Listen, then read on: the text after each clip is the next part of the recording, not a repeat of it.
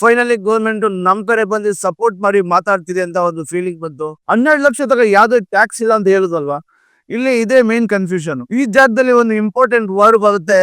ಈ ಕತೆ ನಮ್ಮ ದೇಶದ ಸಾಧಾರಣ ಜನ ಮಿಡಲ್ ಕ್ಲಾಸ್ ಲೈಫ್ ಅಲ್ಲಿ ಪ್ರತಿ ವರ್ಷ ರಿಪೀಟ್ ಆಗ್ತಾನೆ ಇರುತ್ತೆ. ಬೆಳಗ್ಗೆನೆ ಅಲಾರಾಮ್ ಬರೆಯುತ್ತೆ. ಅರ್ಧ ಬರ್ಧ ನಿದ್ದೆಯಲ್ಲಿ ನಾವು ಎದ್ದಿ ಮೊಬೈಲ್ ಅಲಾರಾಮ್ ಆಫ್ ಮಾಡ್ತೀವಿ, ಮೊಬೈಲ್ ನೋಡ್ತೀವಿ, ಟೈಮ್ ನೋಡ್ತೀವಿ, ಆಫೀಸ್ ರೆಡಿ ಆಗ್ತೀವಿ, ಬೈಕ್ ರೆಡಿ ಮಾಡ್ತೀವಿ, ಬಸ್ ಹೋಗ್ತೀವಿ. ಡೈಲಿ ಲೈಫ್ ರೊಟೀನ್ ಏನು ಇದು ಎಲ್ಲದು ಕಾಮನ್ ಆಗಿರುತ್ತೆ. ಇದೇ ಕಾಮನ್ ರೊಟೀನ್ ಅಲ್ಲಿ ಒಂದಿನ ಬರುತ್ತೆ, ಮಂತ್ ಎಂಡಿಂಗ್ ಏನಾದ್ರು ಮಂತ್ ಸ್ಟಾರ್ಟಿಂಗ್ ಒಂದೇ ಒಂದು ಮೆಸೇಜ್ ಬರುತ್ತೆ, ನಿಮ್ಗೆ ಬ್ಯಾಂಕ್ ಇಂದ ನಿಮ್ ಕಂಪನಿ ಸ್ಯಾಲರಿ ಕ್ರೆಡಿಟ್ ಆಗಿದೆ ಅಂತ. ಆ ಒಂದಿನದ ಖುಷಿ ಅವತ್ತಿಗೆ last. Welcome to my channel Jagan underscore POV. ನಾನ್ ನಿಮ್ಮ ಜಗನ್ ಸಿಂಗ್. ಇವತ್ತು ಮಾತಾಡೋಣ ಈ ಮಿಡಲ್ ಕ್ಲಾಸ್ ಅವ್ರಿಗೆ ಏನ್ ಬೆನಿಫಿಟ್ ಇದೆ ಈ ವರ್ಷದ ಬಜೆಟ್ ಬಗ್ಗೆ, ಏನ್ ಒಂದು ಕನ್ಫ್ಯೂಷನ್ ಇದೆ ಅದು ಕ್ಲಿಯರ್ ಮಾಡೋಣ ವೆರಿ ಸಿಂಪಲ್ ವರ್ಡ್ಸ್ ಅಲ್ಲಿ. ಇದೇ ತರ ಇಂಟ್ರೆಸ್ಟಿಂಗ್ ಟಾಪಿಕ್ ನಾನು ತರ್ತಾ ಇದ್ದೀನಿ. ಪ್ಲೀಸ್ ಸಬ್ಸ್ಕ್ರೈಬ್ ಮಾಡ್ಕೊಳ್ಳಿ. ಬನ್ನಿ ವಿಡಿಯೋ ಹೋಗೋಣ. ಆ ಸ್ಯಾಲರಿ ಕ್ರೆಡಿಟ್ ಆಗಿರೋ ಮೆಸೇಜ್ ನೋಡಿ ಸ್ವಲ್ಪ ರಿಲೀಫ್, ಈ ಮಂತ್ ಹೇಗಾದ್ರೂ ನಡೆಯುತ್ತಪ್ಪ ಅಂತ ಒಂದು ಫೀಲಿಂಗು. ಆದ್ರೆ ತುಂಬಾ ಜನಕ್ಕೆ ಒಂದು ಪ್ರಶ್ನೆ ಇದೆ, ಏನಂತಂದ್ರೆ ಈ ಕ್ರೆಡಿಟ್ ಆಗಿರೋ ಸ್ಯಾಲರಿಯಲ್ಲಿ ಎಷ್ಟಪ್ಪ ಟ್ಯಾಕ್ಸ್ ಡಿಡಕ್ಟ್ ಮಾಡ್ತಾರೆ ಅಂತ. ನಮ್ಮ ದೇಶದ ಲಕ್ಷ ಸ್ಯಾಲರಿ ಪೀಪಲ್ಗೆ ಇದೊಂದು ತಲೆನೋವಾಗಿದೆ. ಹೋದ ವರ್ಷ ಮತ್ತೆ ಈ ವರ್ಷ ಬಜೆಟ್ ಬಂದ್ಮೇಲೆ ಒಂದು ಲೈನ್ ಫುಲ್ ಫೇಮಸ್ ಆಯ್ತು. ಎಲ್ಲಾ ಕಡೆ ಅದೇ ಲೈನ್, ವಾಟ್ಸ್ಆಪ್, ಯೂಟ್ಯೂಬ್, ಇನ್ಸ್ಟಾಗ್ರಾಮ್, ಎಲ್ಲಾ ಸೋಷಿಯಲ್ ಮೀಡಿಯಾನು ಎಲ್ಲಾ ನ್ಯೂಸ್ ಒಂದೇ ಏನಂತಂದ್ರೆ 12 ಲಕ್ಷವರೆಗೂ ಟ್ಯಾಕ್ಸ್ ಇಲ್ಲ ಅಂತ. ಈ ನ್ಯೂಸ್ ನ ಕೇಳಿ ಮಿಡಲ್ ಕ್ಲಾಸ್ ಜನ ಸ್ವಲ್ಪ ಸಂತೋಷ ಪಟ್ಟು ಫೈನಲಿ ಗೌರ್ಮೆಂಟ್ ನಮ್ ಕಡೆ ಬಂದು ಸಪೋರ್ಟ್ ಮಾಡಿ ಮಾತಾಡ್ತಿದೆ ಅಂತ ಒಂದು ಫೀಲಿಂಗ್ ಬಂತು. ಆದ್ರೆ ಸ್ವಲ್ಪ ದಿನ ಆದ್ಮೇಲೆ ಫ್ರೆಂಡ್ ಸರ್ಕಲ್ ಅಲ್ಲಿ, ಆಫೀಸ್ ಕೊಲೀಗ್ಸ್ ಅಲ್ಲಿ ಒಂದು ಕನ್ಫ್ಯೂಷನ್ ಸ್ಟಾರ್ಟ್ ಆಗುತ್ತೆ. ಇಲ್ಲಿ ನೋಡಿ, ಈ ಸ್ಲ್ಯಾಬ್ ಅಲ್ಲಿ 5%, 10%, 20% ಇದೆ ಅಂತ. ಆದ್ರೆ ಅದೇ ಸ್ಲ್ಯಾಬ್ ಅಲ್ಲಿ ಒಬ್ಬೊಬ್ಬ ಇನ್ನೊಂದು ಕನ್ಫ್ಯೂಷನ್, ಹಳೆ ರೆಜಿಮೆ ಬೆಟರ್ ಇಲ್ಲ ಹೊಸ ರೆಜಿಮೆ ಕನ್ಫ್ಯೂಷನ್ ಜಾಸ್ತಿನ ಅಂತ. ಸೊ ಈ ಕಥೆಯಲ್ಲಿ ನಮ್ಮ ದೇಶದ ಸಾಧಾರಣ ಜನರ ಪಾಯಿಂಟ್ ಆಫ್ ವ್ಯೂ ಅಲ್ಲಿ ಈ ಕನ್ಫ್ಯೂಷನ್ ಕಂಪ್ಲೀಟ್ ಆಗಿ ಕ್ಲಿಯರ್ ಆಗ್ಬೇಕು. ಫಸ್ಟ್ ಥಿಂಗ್ ನಾವೇನ್ ನೋಡ್ಬೇಕಂದ್ರೆ, ಗೌರ್ಮೆಂಟ್ ಈ ವರ್ಷ ಯಾವ್ದೇ ತರ ಟ್ಯಾಕ್ಸ್ ಸ್ಲ್ಯಾಬ್ ಅಲ್ಲಿ ಏನೇ ಚೇಂಜಸ್ ಮಾಡಿಲ್ಲ. ಹೋದ ವರ್ಷ ಏನ್ ಸ್ಲ್ಯಾಬ್ ಇತ್ತು ಅದೇ ಸ್ಲ್ಯಾಬ್. ಅದೇ ತರ ನೀವು ದುಡಿತಾ ಇದ್ದೀರಾ ಅಂತಂದ್ರೆ ಟ್ಯಾಕ್ಸ್ ಕ್ಯಾಲ್ಕುಲೇಟ್ ಆಗೇ ಆಗುತ್ತೆ. ನೀವು 5 ಲಕ್ಷದ ಮೇಲೆ ಏನೇ ದುಡಿದ್ರು ಪರ್ಸೆಂಟೇಜ್ ಇಲ್ಲಿ ಬೀಳುತ್ತೆ. ಈ ಟೂತ್ ನಾವು ಅಕ್ಸೆಪ್ಟ್ ಮಾಡ್ಲೇಬೇಕು. ಆದ್ರೆ ನ್ಯಾಚುರಲಿ ಒಂದು ಕ್ವಶನ್ ಬರುತ್ತೆ, 12 ಲಕ್ಷ ತಗ ಯಾವ್ದೇ ಟ್ಯಾಕ್ಸ್ ಇಲ್ಲ ಅಂತ ಹೇಳುದಲ್ವಾ, ಇಲ್ಲಿ ಇದೇ ಮೇನ್ ಕನ್ಫ್ಯೂಷನ್. ಈ ಜಾಗದಲ್ಲಿ ಒಂದು ಇಂಪಾರ್ಟೆಂಟ್ ವರ್ಡ್ ಬರುತ್ತೆ, ರಿಬೇಟ್. ರಿಬೇಟ್ ಅನ್ನೋ ಒಂದು ಕಾನ್ಸೆಪ್ಟ್ ನ ಕ್ಲಿಯರ್ ಆಗಿ ಅಂಡರ್ಸ್ಟ್ಯಾಂಡ್ ಮಾಡ್ಕೊಂಡ್ರೆ ಯಾವ್ದೇ ಒಂದು ಕನ್ಫ್ಯೂಷನ್ ಇರಲ್ಲ, ಎಲ್ಲಾ ಕನ್ಫ್ಯೂಷನ್ ಕ್ಲಿಯರ್ ಆಗುತ್ತೆ. ಗೌರ್ಮೆಂಟ್ ಏನ್ ಹೇಳ್ತಾ ಇದೆ ಅಂದ್ರೆ, ನೀವು 12 ಲಕ್ಷದೊಳಗೆ ಎಷ್ಟೇ ದುಡಿರಿ ನಾವು ಅದನ್ನ ಕ್ಯಾನ್ಸಲ್ ಮಾಡ್ತೀವಿ. ಹೇಗೆ ಕ್ಯಾನ್ಸಲ್ ಮಾಡ್ತೀವಿ? ಈ ರಿಬೇಟ್ ಮುಖಾಂತರ ನಾವು ಅದನ್ನ ಕ್ಯಾನ್ಸಲ್ ಮಾಡ್ತೀವಿ. ನೀವು ದುಡ್ದಿರೋ ಅಮೌಂಟ್ ಟ್ಯಾಕ್ಸ್ ಅಲ್ಲಿ ಕ್ಯಾಲ್ಕುಲೇಟ್ ಆಗುತ್ತೆ, ಪೇಪರ್ ಅಲ್ಲಿ ಇರುತ್ತೆ, ಕ್ಯಾಲ್ಕುಲೇಟರ್ ನಂಬರ್ ತೋರಿಸುತ್ತೆ. ಫೈನಲ್ ಸ್ಟೇಜ್ ಅಲ್ಲಿ ಬರ್ತಾ ನೀವು ಅದಕ್ಕೆ ಟ್ಯಾಕ್ಸ್ ಪೇ ಮಾಡೋದು ಝೀರೋ. ಯಾವುದೇ ತರ ಒಂದು ಪೇಮೆಂಟ್ ಟ್ಯಾಕ್ಸ್ ಇರಲ್ಲ, ಎಲ್ಲ ಝೀರೋ ಆಗ್ಬಿಡುತ್ತೆ ವಿತಿನ್ 12 lakhs ಇನ್ಕಮ್ ಅಲ್ಲಿ. ಅದೇ ತರ ₹1 12 ಲಕ್ಷದ ಮೇಲೆ ನೀವು ದುಡಿದ್ರೆ ಅದಕ್ಕೆ ನೀವು ಟ್ಯಾಕ್ಸ್ ಕಟ್ಬೇಕು. ಎಲ್ಲ ನ್ಯೂಸ್ ಚಾನಲ್ ಹೆಡ್ಲೈನ್ಸ್ ಅಲ್ಲೂ, ಯೂಟ್ಯೂಬ್ ಅಲ್ಲೂ, ಇನ್ಸ್ಟಾಗ್ರಾಮ್ ಅಲ್ಲೂ, ಎಲ್ಲಾ ಸೋಷಿಯಲ್ ಮೀಡಿಯಾ ಕಡೆ ಇದೇ ಹೇಳ್ತಿರ್ತಾರೆ, 12 ಲಕ್ಷ ತಗ ಟ್ಯಾಕ್ಸ್ ಫ್ರೀ, ಝೀರೋ ಟ್ಯಾಕ್ಸ್ ಅಂತ. ಅನ್ಕೊಬೇಕು ಒಂದು ಏನಂತಂದ್ರೆ, ಇದು ಟ್ಯಾಕ್ಸ್ ಎಕ್ಸಾಮ್ಷನ್ ಅಲ್ಲ, ಇದೊಂದು ರಿಬೇಟ್ ಬೆನಿಫಿಟ್ಸ್ ಅಂತ. ಇದನ್ನ ಅರ್ಥ ಮಾಡ್ಕೊಂಡ್ರೆ ಸಾಕು, ಕ್ಲಿಯಾರಿಟಿ ಬಂದ್ಬಿಡುತ್ತೆ. ಈ ಒಂದು ಪಾಯಿಂಟ್ ಆದ್ಮೇಲೆ ಇನ್ನೊಂದು ನಾವು ಒಂದು ಅರ್ಥ ಮಾಡ್ಕೊಳ್ಳೇಬೇಕು, ಈ ಬೆನಿಫಿಟ್ಸ್ ಎಲ್ಲ ಬಂದ್ಬಿಟ್ಟು ನ್ಯೂ ರೆಜಿಮೆಲ್ ಮಾತ್ರ. ಓಲ್ಡ್ ರೆಜಿಮೆಯಲ್ಲಿ ಎಕ್ಸಾಮ್ಷನ್ ಬೇಸ್ಡ್ ಸಿಸ್ಟಮ್, ನ್ಯೂ ರೆಜಿಮೆಯಲ್ಲಿ ಕ್ಲಿಯಾರಿಟಿ ಮತ್ತು ರಿಬೇಟ್ ಬೆನಿಫಿಟ್ಸ್. ಸೊ ನಮ್ಮ ದೇಶದ ಜನ ಚೂಸ್ ಮಾಡ್ಬೇಕು, ಓಲ್ಡ್ ರೆಜಿಮೆಲ್ ಹೋಗೋದಾ ಇಲ್ಲ ನ್ಯೂ ರೆಜಿಮೆಲ್ ಹೋಗೋದಾ. ಇದು ನಿಮ್ ಕೈ ಡಿಸಿಷನ್. ಓಲ್ಡ್ ರೆಜಿಮೆ ನಿಮ್ಗೆ ಬೆನಿಫಿಟ್ ಆಗ್ತಿದೆಯಾ ಇಲ್ಲ ನ್ಯೂ ರೆಜಿಮೆ ರಿಬೇಟ್ ಬೆನಿಫಿಟ್ ಆಗ್ತಿದ್ಯಾ ಅಂತ. ಸೊ ನಾವ್ ಇದರಲ್ಲಿ ಒಂದು ನಿಜ ನೋಡ್ಲೇಬೇಕು, ಏನಂತಂದ್ರೆ ಓಲ್ಡ್ ರೆಜಿಮೆಯಲ್ಲಿ ಒಂದು ಫೋರ್ಸ್ ಇತ್ತು, ನೀವು ಟ್ಯಾಕ್ಸ್ ನ ಪೇಮೆಂಟ್ ನ ಕಡಿಮೆ ಮಾಡ್ಬೇಕು ಅಂದ್ರೆ ನಿಮ್ಮ ದುಡ್ಡನ್ನ ಬೇರೆ ಕಡೆ ಇನ್ವೆಸ್ಟ್ ಮಾಡ್ಬೇಕಾಗಿತ್ತು. ಯಾವ ತರ ಇನ್ವೆಸ್ಟ್ ಅಂದ್ರೆ, ಟ್ಯಾಕ್ಸ್ ಬೆನಿಫಿಟ್ಸ್ ಇನ್ವೆಸ್ಟ್ ಅಲ್ಲಿ PPF ಅಲ್ಲೋ, ELSS ಅಲ್ಲೋ, ಇಲ್ಲ ಮ್ಯೂಚುವಲ್ ಫಂಡ್ಸ್ ಅಲ್ಲೋ, ಈ ಒಂದು ದುಡ್ಡನ್ನ ನೀವು ಇನ್ವೆಸ್ಟ್ ಮಾಡಿ ನೀವು ಒಂದು ಸ್ವಲ್ಪ ವರ್ಷ ಆದ್ಮೇಲೆ ಒಂದು ಅಸೆಟ್ಸ್ ಕ್ರಿಯೇಟ್ ಮಾಡ್ತಾ ಇದ್ರು. ಹೌದು, ಕಷ್ಟ ಆಗ್ತಿತ್ತು ಇನ್ವೆಸ್ಟ್ ಮಾಡೋದು, ಅದನ್ನು ಒಂದು ಅಸೆಟ್ಸ್ ಕ್ರಿಯೇಟ್ ಮಾಡ್ತಾ ಇದ್ರು. ಆದ್ರೆ ಈ ನ್ಯೂ ರಿಜಿಮೆಲಿ ಗೌರ್ಮೆಂಟ್ ಹೇಳ್ತಾ ಇದೆ, ನಿಮ್ಮ ದುಡ್ಡು ನಿಮ್ಮ ಹತ್ರ ಇದೆ, ನೀವು ನೋಡಿ ಏನ್ ಮಾಡ್ಬೇಕು ಅಂತ. ಆದ್ರೆ ನೀವು ಇನ್ವೆಸ್ಟ್ ಮಾಡ್ತಾ ಇದ್ದೀರಾ, ನೀವು ಅಸೆಟ್ಸ್ ಕ್ರಿಯೇಟ್ ಮಾಡ್ತಾ ಇದ್ದೀರಾ, ಅಥವಾ ಈ ದುಡ್ಡಲ್ಲಿ ನೀವು ಕಾರ್ EMI ತಗೊಂತಾ ಇದ್ದೀರಾ, ಫೋನ್ EMI ತಗೊಂತಾ ಇದ್ದೀರಾ, ಒಳ್ಳೆ ಎಕ್ಸ್ಪೆನ್ಸಿವ್ ಟ್ರಿಪ್ಸ್ ನ ಮಜಾ ಮಾಡ್ತಾ ಇದ್ದೀರಾ, ದುಡ್ಡು ಉಡಾಯಿಸ್ತಾ ಇದ್ದೀರಾ.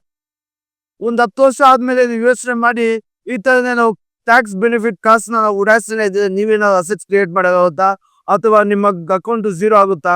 ನೀವು ಯೋಚನೆ ಮಾಡಿ. ಹೌದು, ನಮ್ಗೆ ನ್ಯೂ ರೆಜಿಮೆಂಟ್ ನಮ್ಗೆ ಒಂದು ಒಳ್ಳೆ ಬೆನಿಫಿಟ್ ಕೊಟ್ಟಿದೆ, ಫ್ರೀಡಮ್ ಕೊಟ್ಟಿದೆ. ಆದ್ರೆ ಟ್ಯಾಕ್ಸ್ ಇಲ್ಲಿ ಟ್ಯಾಕ್ಸ್ ಪ್ಲಾನಿಂಗ್ ಏನು ಬೇಡ, ಆದ್ರೆ ಒಂದು ಒಳ್ಳೆ ಡಿಸಿಪ್ಲಿನ್ ಬೇಕು ಇನ್ವೆಸ್ಟ್ಮೆಂಟ್ ಅಂತ. ಈ ಕಥೆಯಲ್ಲಿ ಒಂದು ಇಂಪಾರ್ಟೆಂಟ್ ಪಾಯಿಂಟ್ ಬರುತ್ತೆ, ಇದನ್ನ ಜನ ತುಂಬಾ ಕನ್ಫ್ಯೂಸ್ ಮಾಡ್ಕೊಂಡ್ಬಿಡ್ತಾರೆ. ನ್ಯೂ ರೆಜಿಮೆಯಲ್ಲಿ ಯಾವ್ದೇ ತರ ಒಂದು ಡಿಡಕ್ಷನ್ ಇಲ್ಲ ಅಂತ ಅರ್ಥ ಮಾಡ್ಕೊಂತಾರೆ. ಆದ್ರೆ ಈ ಸ್ಯಾಲರಿಡ್ ಎಂಪ್ಲಾಯೀಸ್ಗೆ ಗೊತ್ತಿರುತ್ತೆ ಈ 50,000 ಮೇಲೆ ಇನ್ನೂ ಡಿಡಕ್ಷನ್ ಇದೆ. ಈ 50,000 ಮೇಲೆ ಡಿಡಕ್ಷನ್ ಹೇಗೆ ಅಂತ ನಾವು ಅರ್ಥ ಮಾಡ್ಕೊಬೇಕು. ಈ 12 ಲಕ್ಷದ ಮೇಲೆ ₹1 ನೀವು ಎಷ್ಟು ದುಡಿದ್ರು ಅದ್ರ ಮೇಲೆ ಟ್ಯಾಕ್ಸ್ ಲಯಬಿಲಿಟಿ ಬೀಳುತ್ತೆ. ನೀವು ಆ ಟ್ಯಾಕ್ಸ್ ಲಯಬಿಲಿಟಿ ನಿಮ್ಗೆ ಡಿಡಕ್ಷನ್ ಆಗೇ ಆಗುತ್ತೆ. ಈ ಟ್ಯಾಕ್ಸ್ ನ ಉಳ್ಸಕ್ಕೆ ಏನೇನೋ ಮಾಡುದು ಈ ತರ ಒಂದು ಡಿಡಕ್ಷನ್ ನಾವು ಮಿಸ್ ಮಾಡಕ್ಕಾಗಲ್ಲ, ಹಾಗೆ ಆಗುತ್ತೆ. ಇಲ್ಲೊಂದು ರಿಯಾಲಿಟಿ ಚೆಕ್ ಪಬ್ಲಿಕ್ ಕೊಡ್ಲೇಬೇಕು. ನೀವು 12 ಲಕ್ಷಕ್ಕಿಂತ ಕೆಳಗೆ ದುಡಿತಾ ಇದ್ದೀರಾ, ಆರಾಮಾಗಿದ್ದೀರಾ, ಯಾವ್ದೋ ಒಂದು ಟೆನ್ಷನ್ ಇಲ್ಲ ಅಂತ ಇದ್ರೆ ಇದೇ ಸುಳ್ಳು. ನಿಮ್ಮ ಇನ್ಕಮ್ ಬರೀ 12 ಲಕ್ಷ ಸ್ಯಾಲರಿ ಮಾತ್ರನೇ ಅವರು ಕ್ಯಾಲ್ಕುಲೇಟ್ ಮಾಡಲ್ಲ. ನಿಮ್ಮ ಜೇಬಲ್ಲಿ ಯಾವಾಗ್ಲೂ ಕಣ್ಣಿಟ್ಟಿರ್ತಾರೆ, ನಿಮ್ಮ ಸ್ಟೇಟ್ಮೆಂಟ್ ಮೇಲೆ ಯಾವಾಗ್ಲೂ ಕಣ್ಣಿಟ್ಟಿರ್ತಾರೆ. ಅದು ಹೇಗೆ ಇರ್ತದೆ, ಆನ್ಯುವಲ್ ಇನ್ಫಾರ್ಮೇಶನ್ ಸ್ಟೇಟ್ಮೆಂಟ್ ಅಂತ ಒಂದು ಅಪ್ಲಿಕೇಶನ್ ಪ್ರಕಾರ ನಿಮ್ಮ ಒಂದು ಪ್ಯಾನ್ ಕಾರ್ಡ್ ಮತ್ತು ಆಧಾರ್ ಕಾರ್ಡ್ ಇನ್ಫಾರ್ಮೇಶನ್ ಇಂದ ಎಲ್ಲಾದ್ರ ಮೇಲೆ ಒಂದು ಟ್ರಾನ್ಸಾಕ್ಷನ್ ಮೇಲೆ ಕಂಡಿಟ್ಟಿರ್ತಾರೆ. ನಿಮ್ಮ ಸೇವಿಂಗ್ಸ್ ಬ್ಯಾಂಕಿನ ಇಂಟ್ರೆಸ್ಟ್, ಶೇರ್ ಹೋಲ್ಡಿನ dividend, high value UPI transaction ಇದೆಲ್ಲವೂ ರೆಕಾರ್ಡ್ ಆಗ್ತಾ ಇರುತ್ತೆ. ನೀವು ಖುಷಿಯಾಗಿರ್ತೀರಾ, 12 ಲಕ್ಷಕ್ಕಿಂತ ನಾವು ಕಡಿಮೆ ದುಡಿತಾ ಇದೀವಿ, ಯಾವುದೇ ತರ ಒಂದು ಟ್ಯಾಕ್ಸ್ ಪೇ ಮಾಡಬಹುದು ಅಂತ. ಯಾವುದೇ ತರ ಒಂದು ಟ್ಯಾಕ್ಸ್ ನಾನು ಪೇ ಮಾಡೋಗಿಲ್ಲ ಅಂತ ಯೋಚನೆ ಮಾಡ್ತಾ ಇರ್ತೀರಾ. ಆದ್ರೆ ಈ AIS ಸಿಸ್ಟಮ್ ಚೆಕ್ ಮಾಡ್ತಾ ಇರುತ್ತೆ. ನಿಮ್ದು ಯಾವಾಗ ಆನ್ಯುವಲ್ ಇನ್ಕಮ್ 12 lakhs ಮೇಲೆ ₹1 ದಾಟುತ್ತೋ ಅವಾಗೇನೆ ನಿಮ್ಮ ರಿಬೇಟ್ ಕ್ಯಾನ್ಸಲ್ ಆಗುತ್ತೆ. ನಿಮ್ಮನೆಗೆ ಒಂದು ಟ್ಯಾಕ್ಸ್ ನೋಟಿಫಿಕೇಶನ್ ಬರುತ್ತೆ, ಇಲ್ಲ ಇನ್ಕಮ್ ಟ್ಯಾಕ್ಸ್ ಒಂದು ನೋಟಿಸ್ ಬರುತ್ತೆ, ಟ್ಯಾಕ್ಸ್ ಕಟ್ಟಬೇಕು, ನಿಮ್ಮ ರಿಬೇಟ್ ಕ್ಯಾನ್ಸಲ್ ಆಗಿದೆ.